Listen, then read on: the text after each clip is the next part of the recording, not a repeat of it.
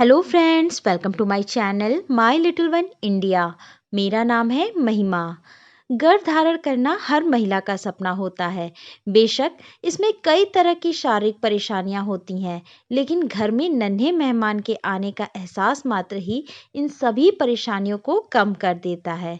कुछ महिलाओं को गर्भावस्था की पूरी योजना बनाने के बाद भी किसी न किसी परेशानी से जूझना पड़ता है, जिनका इलाज समय पर कराना जरूरी होता है, नहीं तो छोटी सी समस्या बड़ा रूप ले सकती है।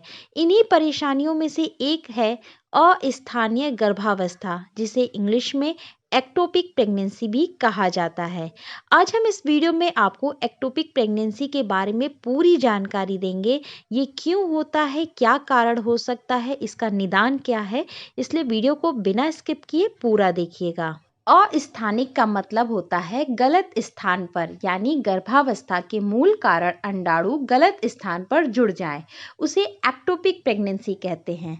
इस स्थिति में अंडाणु गर्भाशय के अंदर विकसित होने की जगह उसके बाहर फैलोपियन ट्यूब में विकसित होने लगते हैं।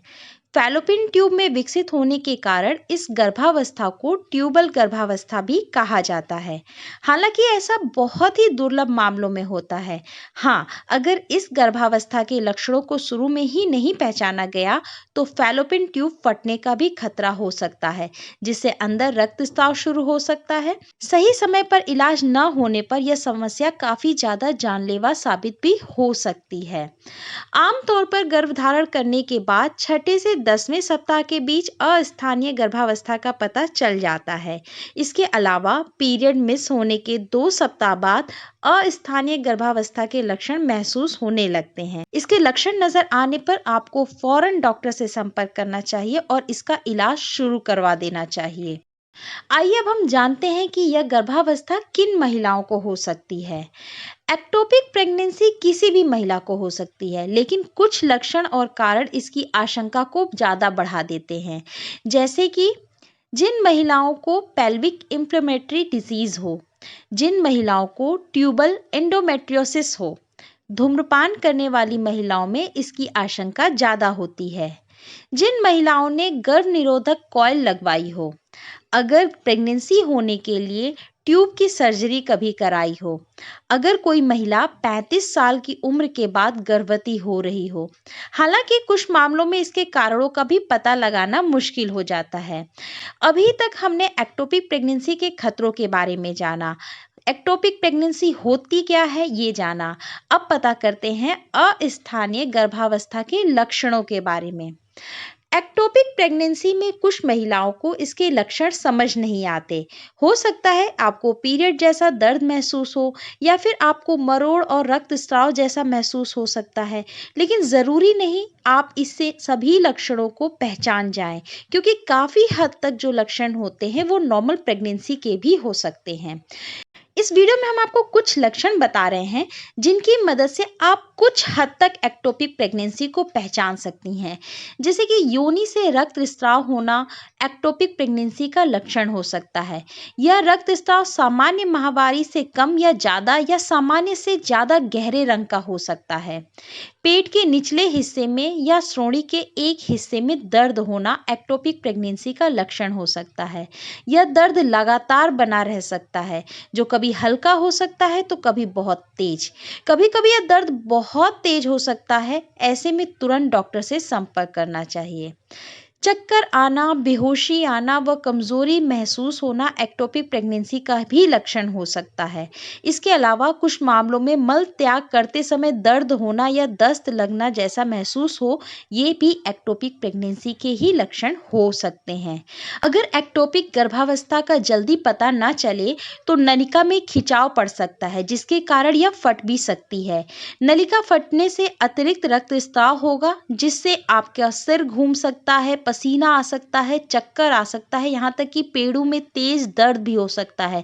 कंधे और बाजू में जोड़ों का दर्द महसूस होगा। दस्त लगना या पेशाब करते समय काफी ज्यादा दर्द महसूस हो सकता है। ये सब लक्षण आपको महसूस होंगे। अगर आपको इसमें से कोई भी लक्षण नजर आ रहे हैं तो बिना देरी किए तुरंत डॉक्टर से संपर्क कीजिए। अब हम जानते हैं एक्टोपिक प्रेगनेंसी से निपटा कैसे जाए। एक्टोपिक प्रेगनेंसी का पता लगाना आसान नहीं है।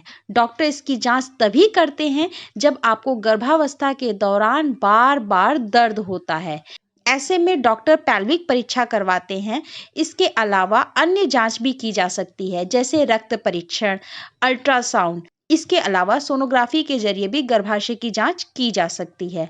अगर प्रेगनेंसी की पुष्टि हो चुकी है और फिर भी गर्भाशय में भ्रूण दिखाई न दे, तो यह एक्टोपिक प्रेगनेंसी का संकेत हो सकता है।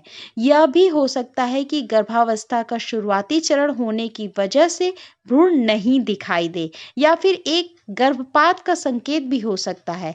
इसकी पुष्टि डॉक्टर सिर्फ जांच करने के बाद ही कर सकते हैं। अब हम बात करते हैं एक्टोपिक प्रेगनेंसी का इलाज क्या है।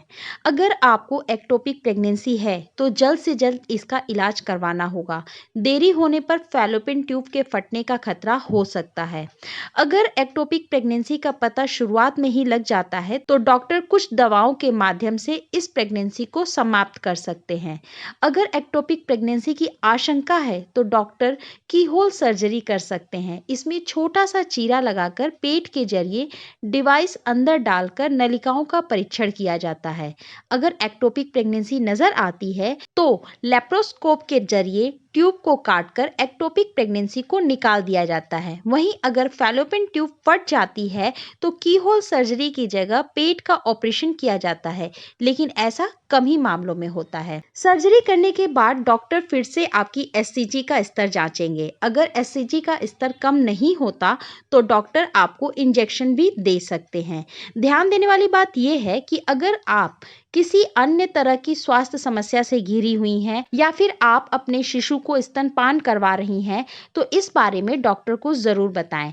ऐसे में हो सकता है डॉक्टर दवा न देकर किसी अन्य विकल्प को अपनाएं।